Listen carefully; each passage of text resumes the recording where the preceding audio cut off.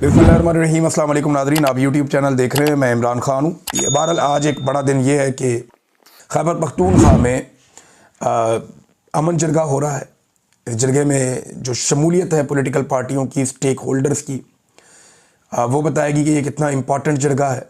फिर इसके अंदर जो फ़ैसले आएंगे और इसका जो एलामिया जारी किया जाएगा, अब जब हम नेक्स्ट वीलॉग करेंगे तो आप सुनेंगे कि इसका एलामिया क्या है जो बहुत इम्पॉर्टेंट है।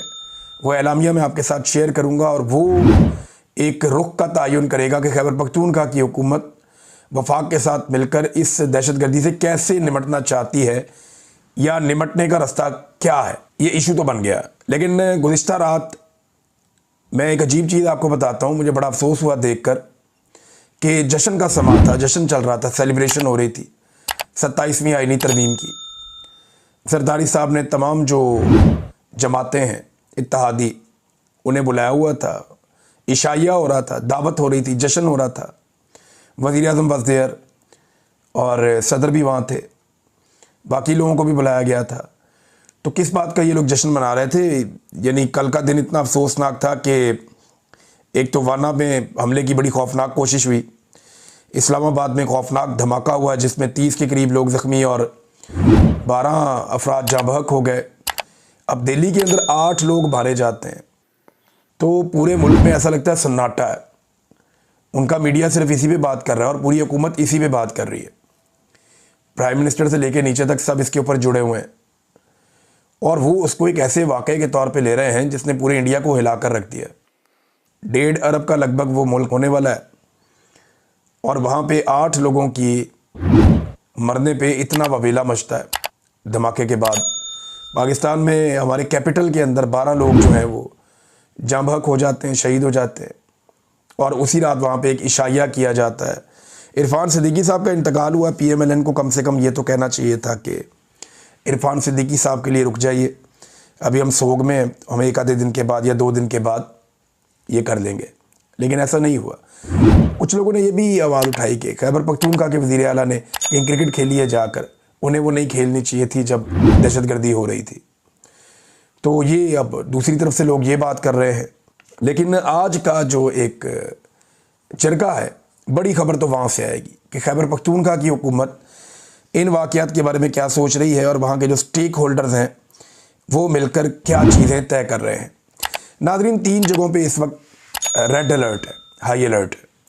3 ऐसे दारुल-हुकूमत हैं, एक दिल्ली इंडिया का दारुल-हुकूमत, एक इस्लामाबाद पाकिस्तान का दारुल-हुकूमत और एक काबुल अफ़गानिस्तान का दारुल-हुकूमत। ख़ित्ते में एक बड़ी तनाव की कैफियत पैदा हो गई है, ख़ास तौर पे 2 हमलों के बाद। एक इंडिया में जो कार का हमला हुआ है जिसको वो ग्रेजुअली पाकिस्तान की तरफ आहिस्ता आहिस्ता मोड़ रहे हैं, वो उस हमले को उठा के कश्मीर तक तो पहुँच गए हैं। अब वहाँ से उन्होंने पाकिस्तान में इसका खुरा दाखिल करना है जो उनकी आदत है। दूसरा, पाकिस्तान के वज़ीर ख़ारजा ने इस्लामाबाद में होने वाले अटैक के ऊपर वज़ीर दिफ़ा ने, ख्वाजा आसिफ ने, बराह रास्त अफ़गानिस्तान के ऊपर इल्ज़ाम लगा भी दिया है और उन्होंने कहा जी कि अफ़गानिस्तान ने पॉलिसी के तहत किया है, ये उनकी पॉलिसी है और इस तरह के धमाकों से वो दबाव बढ़ाते हैं। ये बड़ा संगीन इल्ज़ाम है जो अफ़गानिस्तान के ऊपर लग गया है। अब इन तीनों मुल्कों में जो दिखाई दे रहा है वो ये दिखाई दे रहा है कि एक तनाव पैदा हो गया है। देखिए, पाकिस्तान के अंदर जो दहशतगर्दी है उसको अफ़गानिस्तान की हुकूमत ने या उनके तालिबान ने नहीं रोकना। पाकिस्तान के अंदर जो दहशतगर्दी है वो पाकिस्तान की सिक्योरिटी फोर्सेस ने रोकनी है, हमारी इंटेलिजेंस ने उसे नाकाम बनाना है। जबकि हमने अफ़गानिस्तान के साथ ये मामला तय करने हैं, उनके साथ बिठाकर बात करनी है, दबाव डालकर सख्ती से, नरमी से, जैसे भी हमने करना है। अफ़गानिस्तान को ऑन बोर्ड लेना है दहशतगर्दी ख़त्म करने के लिए, ना सिर्फ पाकिस्तान में बल्कि अफ़गानिस्तान में भी। एक बात आप याद रखिएगा कि अगर इंडिया, पाकिस्तान और अफ़गानिस्तान के बीच में लड़ाई होती है तो इसकी बेनिफिशरी जो है वो तीनों मुल्कों के जर्नैल होंगे। अगर एक मुख्तसर लड़ाई होती है, मैं लंबी लड़ाई की बात नहीं कर रहा, 2, 4, 5 दिन, 6 दिन की टुक टक लगती है, अगर हफ्ता 2 हफ्ता, तो जर्नैल जो हैं वो तीनों मुल्कों के इसके बेनिफिशरी होंगे और तीनों मुल्कों के जो फाशिस्ट हुक्मरान हैं वो भी इसके बेनिफिशरी होंगे। क्योंकि लड़ाई में लोगों को बेवकूफ़ बनाना बड़ा आसान होता है। इंडिया कहेगा हम जीत गए, पाकिस्तान कहेगा हम जीत गए और अफ़गानिस्तान कहेगा हम जीत गए। तो इस तरीके से तीनों मुल्कों के लोग जो हैं वो अपने अपनी लोगों को बेवकूफ़ बनाने की कोशिश करेंगे। जो तीनों मुल्कों के हुक्मरान हैं वो यही करेंगे और यही हम माजी में भी देखते रहे हैं। नादरीन, ख्वाजा आसिफ ने एक बात की है, मैं वो बात आपके सामने रखना चाहता हूँ, फिर मैं आपको लेकर जाऊँगा आईनी तरमीम वाले मामले पे। अब वहाँ पे जज साहब का जो एक स्टेटमेंट है वो बहुत बड़ा स्टेटमेंट अलार्मिंग किस्म का है, जो जज साहब ने ख़त लिखा उसमें। अच्छा, इसमें ना जो ख्वाजा आसिफ साहब का बयान है, वो कहते हैं मैं आज जो कुछ कर रहा हूँ मुझे नहीं पता कि ये ठीक है या गलत है, क्योंकि मेरे पास इसके असरात जानने की सहूलत नहीं है। मुझे नहीं पता कल इसके नतीजे में क्या होगा, लेकिन 40 साल बाद तारीखदान बताएंगे कि यह सही था या गलत था। जनरल ज़िया ने आज से 40 साल पहले जो कुछ किया वो गलत था। मैं उस पर तनकीद भी करता हूँ। आज मेरे वालिद उसकी काबीना का हिस्सा थे, लेकिन उनके पास भी सहूलत मैसर नहीं थी, इसलिए उन्हें पता नहीं था कि वो गलत कर रहे हैं या ठीक कर रहे हैं। तो ख्वाजा आसिफ साहब, ये ना आजकल के दौर में स्कूल के, यूनिवर्सिटी के, कॉलेज के बच्चे को पता होता है कि सही क्या है और गलत क्या है। कुछ उसूल हैं जो दुनिया ने पूरी ने वज़ा कर दिए हैं। कुछ तो हमारे इस्लाम के उसूल हैं, उनसे आप दूर नहीं जा सकते। इंसानी इखलाकी उसूल हैं, उनसे आप नहीं दूर हट सकते, जो आप लोगों ने छोड़ दिए। और कुछ बुनियादी उसूल है। नंबर 1 ये है कि मैंडेट का एहतराम आपको हर हाल में करना चाहिए। अगर आप नहीं कर रहे तो आप गलत कर रहे हैं। मेरिट होना चाहिए, जो यहाँ पे नहीं है तो आप गलत कर रहे हैं। कानून की हुक्मरानी होनी चाहिए। पाकिस्तान में कानून की हुक्मरानी नहीं है, लेवल प्लेइंग फील्ड भी नहीं है, तो इसका मतलब है आप गलत सर खड़े हैं, गलत कर रहे हैं। आइन के ऊपर अमल दरामद होना चाहिए। फ़र्द वाहिद के लिए आइन तब्दील नहीं होना चाहिए। जो आप कर रहे हैं तो गलत कर रहे हैं। फिर अपने हलफ से किसी को गद्दारी नहीं करनी चाहिए। जो पाकिस्तान की मिलिट्री एस्टेब्लिशमेंट कर रही है वो भी गलत कर रही है। फिर पाकिस्तान में आज़ादी इजहार राय होनी चाहिए। राय के इजहार को उस वक्त कुचला जाता है जब कुछ गड़बड़ हो रही होती है, लिहाजा ये भी पाकिस्तान में किया जा रहा है। तो ख्वाजा आसिफ साहब, ये कोई रॉकेट साइंस नहीं है। आप बड़े आराम से पता कर सकते हैं। सेट पैटर्न मौजूद है, कुछ उसूल मौजूद है, आप उन्हें अपनाएं तो आपको गलती की गुंजाइश नहीं मिलेगी अपने कामों में। आपके वालिद साहब भी अगर ये करते तो एक डिक्टेटर के साथ खड़े ना होते, और अगर आप भी करते तो आप डिक्टेटर को सपोर्ट ना करते। आप खुद अपने मुंह से कहते हैं कि मैं एक हाइब्रिड निज़ाम का, यानी दोगले निज़ाम का सपोर्टर हूँ। तो जो चीज़ दोगली होती है वो ठीक तो नहीं होती ना। तो ख्वाजा आसिफ साहब ने यहाँ पे, उनकी मैं थोड़ी तस्हीह कर दूँ, मामला ये ऐसे। अतर बिन अल्लाह साहब ने ये जो ख़त लिखा ना 27वीं आईनी तरमीम के हवाले से, उसमें उन्होंने 2 बड़े खौफनाक हक़ाइक़ बयान किए। ये इंकशाफात हैं, और दोनों उन्होंने चीफ जस्टिस के हवाले से कहे कि 2 ऐसे चीफ जस्टिस थे जिन्होंने अतर बिन अल्लाह साहब को या जजों को बताया कि हम कहाँ पहुँच गए। एक चीफ जस्टिस ने कहा कि जबरी गुमशुदगी का जो रुझान है वो मेरे दरवाजे तक पहुँच चुका है, यानी मेरे अपने बंदे अगवा हो रहे हैं। जबरी तौर पे लापता करने का रुझान मेरे दरवाजे तक पहुँच चुका है, अंदाज़ा कीजिए आप। और दूसरे जो चीफ जस्टिस हैं, जो गालिबन काजी फ़ायद ईसा थे, उन्होंने बताया कि मार्शल लॉ के निफाज को मैं रोक रहा हूँ, वो आएंगे और हमें घर भेज देंगे। अंदाज़ा करें आप। यानी एक चीफ जस्टिस मिलिट्री से इतना डरा हुआ था कि वो ये कह रहा था कि मैं मार्शल लॉ को रोक रहा हूँ, नरमी पैदा करके मखसूस नशिस्तें अपोजिशन जमातों में या उन जमातों में जो हारी हुई हैं उनको बांट के, पीडीएम की जमातों में बांट के, मैं फ़ौज को मार्शल लॉ लगाने से रोक रहा हूँ, और अगर हमने उनकी बात ना मानी तो वो आएंगे और हमें घर भेज देंगे। अंदाज़ा करें इस लेवल पे जजेस पहुँच गए। तो पाकिस्तान का अल्लाह हाफ़िज़ जो इन्होंने पाकिस्तान के साथ कर दिया है। जावेद हाशमी साहब ने एक बड़ा सख्त स्टेटमेंट जारी किया है, मैं आपके सामने रख देता हूँ। उन्होंने कहा जी 27वीं आईनी तरमीम इस मुल्क के आइन पर एक बदनुमा दाग है। ये सरजमीन बेआइन हो चुकी है, जहाँ ज़मीर बेचकर लोग हाइब्रिड निज़ाम का हिस्सा बनते हैं। सवाल यह है कि हमें जो पाकिस्तान 14 अगस्त 1947 को मिला था वो कहाँ गुम हो गया। आज का पाकिस्तान आधा मफलूज और टुकड़ों में बटा हुआ है, जिसका जिम्मेदार अस्करी क़यादत और बिके हुए सियासतदान है। आसिफ मुनीर, याद रखो, जब अल्लाह एहतसाब करता है तो ना ताकत बचाती है, ना ओहदा, ना वर्दी। मकाफाते अमल से कोई नहीं बच सकता, तुम भी नहीं। ये जावेद हाशमी साहब ने फरमाया। फिर इन्होंने कहा जी कि कभी कोई जर्नैल किसी दूसरे जर्नैल का एहतसाब नहीं करेगा। जो अदलिया में ईमानदार जज इन जालिमों के खिलाफ खड़े हो गए हैं उनका साथ दो। बाजुआ और कियानी की करप्शन रोज़े रोशन की तरह सबके सामने है, लेकिन कभी किसी ने उन पर हाथ डाला ही नहीं, बल्कि उनकी करप्शन पर बात करता है उसे गद्दार बना देते हैं। ये जनाब जावेद हाशमी साहब ने क्लैरिटी के साथ बात की है।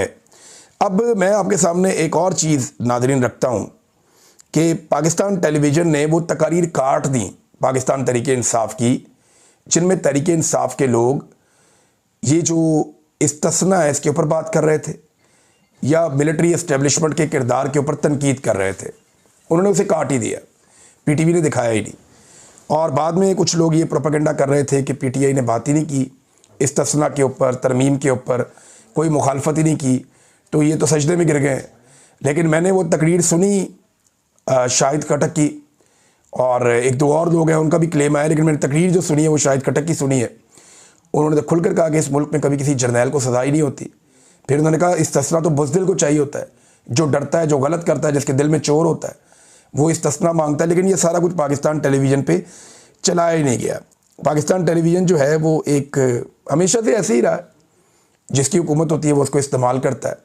निस्बतन इमरान खान के दौर में इसको थोड़ी आज़ादी मिली थी, या परवेज़ मुशर्रफ के दौर में मीडिया को कुछ आज़ादी मिली थी, लेकिन अब तो पाकिस्तान का सारा मीडिया पीटीवी की जगह पहुंचा हुआ है, और पीटीवी जो है वो किसी और मकाम पे पहुंच गया है, यानी उसका तो बेड़ा ही गर्क हो गया है। नाज़रीन, असेंबली के हवाले से मैं एक चीज़ और आपको बताना चाहता हूँ कि जो हुकूमत के लोग हैं ना, ये शेर अफजल मरवत साहब ने ये पॉइंट वहाँ पे असेंबली में उठाया, और उन्होंने बिल्कुल ठीक पॉइंट जो है उसका नुक्ता उठाया। उन्होंने कहा जी कि ये एक बड़ी अहम बात है कि हुकूमत या हुकूमती अरकान जो ये तरमीम लेकर आए, वो तरमीम के हक़ में तो कोई बात ही नहीं कर रहे, उसके फ़ायदे तो बता ही नहीं रहे। यानी तरमीम के फ़ायदे बताओ ना। आज तरमीम आप लेकर आए तो खड़े होकर आप कहें जी तरमीम में ये चीज़ अच्छी, ये चीज़ अच्छी, ये चीज़ अच्छी, हम इसलिए लेकर आए। तो तरमीम के फ़वाइद बताने की बजाय, उसकी खूबियाँ बताने की बजाय, इन्होंने सारी तकरीरें पाकिस्तान तहरीक इंसाफ की बुराइयों में कर दी। ये शेर अफजल मरवत साहब ने नुक्ता उठाया, और बिल्कुल सही नुक्ता उठाया। देखिए, तरमीम में कुछ अच्छा है ही नहीं, ये तरमीम एक शर्मिंदगी है। ख्वाजा आसिफ से जब एक टॉक शो में पूछा किसी ने कि क्या नवाज शरीफ आएगा इसमें वोट डालने के लिए, तो उन्होंने बड़ा ना धीमे से ले, हाँ जी वो आएंगे जनाब, ऐसे करके जवाब दिया। इसका मतलब आप जानते हैं बेचारे सारे के सारे डिप्रेशन में हैं कि हमसे क्या करवाया जा रहा है, इनसे बेड़ा गर्क किस्म का काम करवाया जा रहा है। ना इनकी इज्जत बचेगी, ना इनकी सियासत बचेगी। जो 4 वोट इनको पड़ते थे वो भी इनको दोबारा नहीं पड़ेंगे। नाज़रीन, ये जो एस्टेब्लिशमेंट की वारदातें हैं ना, ये बड़ी पुरानी है। मैं आपको एक वीडियो सुनाना चाहता हूँ। ये बहुत पुरानी वीडियो है, पीटीवी की वीडियो है, और जनरल ज़िया-उल हक के दौर की वीडियो है। ज़रा ये वीडियो आप सुने।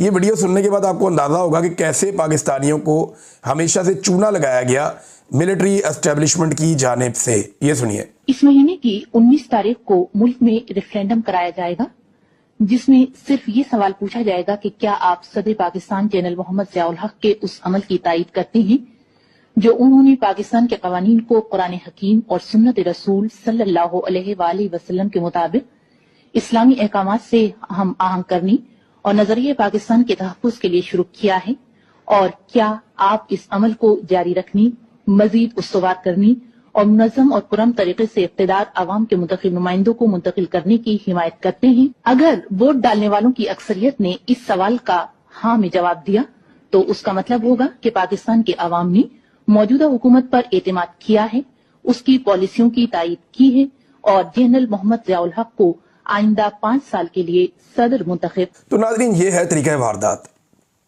आप सुने, यानी जनरल ज़िया-उल हक ने जो सवाल उठाया पब्लिक के सामने रखा, वो क्या रखा?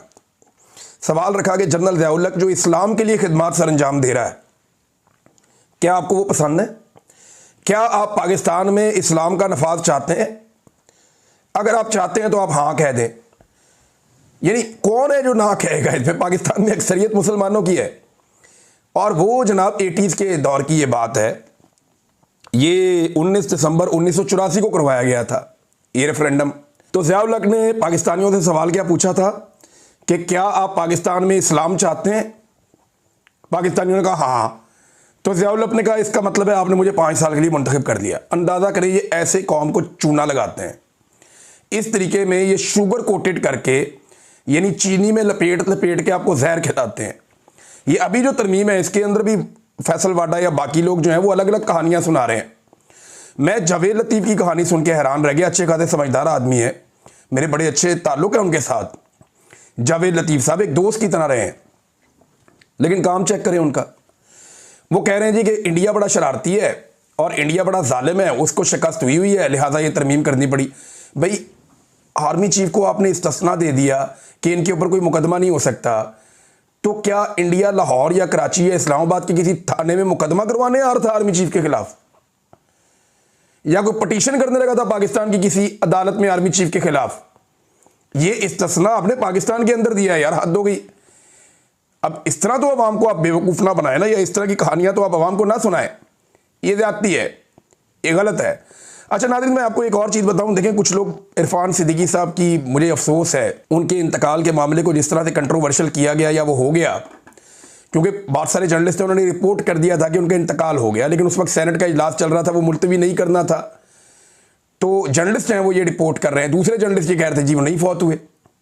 तो दोनों का अपना अपना मौक़िफ़ है, लेकिन बात यह है कि कुछ ऐसे लोग भी इरफान सिद्दीकी साहब के किरदार पे बात करने वालों के खिलाफ आवाज़ उठा रहे हैं या सीना को भी कर रहे हैं, जिन्होंने खुद मासूम शहरियों की लाशों का मजाक उड़ाया था और बार बार मजाक उड़ाया था।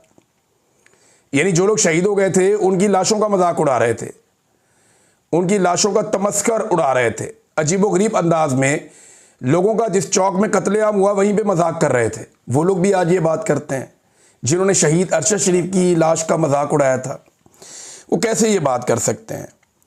ये बात वो लोग नहीं कर सकते, लेकिन मेरा ये मानना है कि चंद दिन के लिए ज़रूर उनकी फैमिली के लिए, रवादारी के लिए 2-4-5 दिन खामोशी रहनी चाहिए, लेकिन जिसका जो किरदार है वो हमेशा रहता है, वो बेनकाब रहता है, सबको जाके अल्लाह रब्बुल इज़्ज़त के आगे जवाब देना है।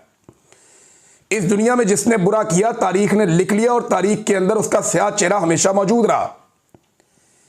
ये वक्त आएगा जब इनके किरदार सबके डिस्कस होंगे कि इरफान सिद्दीकी साहब ने क्या किया था, सुहेल वड़ाइस साहब ने क्या किया था, अंसार अब्बासी साहब ने क्या किया था, तलत हुसैन साहब ने क्या किया, जिसने जो किया है ना, ये इनके सामने आ जाएगा। इनकी औलादें भी इसको याद रखेंगी इन लोगों ने क्या किया था उस वक्त। तो ये सारी दुनिया ने देखना है और ये होना है। अब तक के लिए इतना ही, अपना ख्याल रखिएगा, अपने इस चैनल का भी। अल्लाह हाफ़िज़।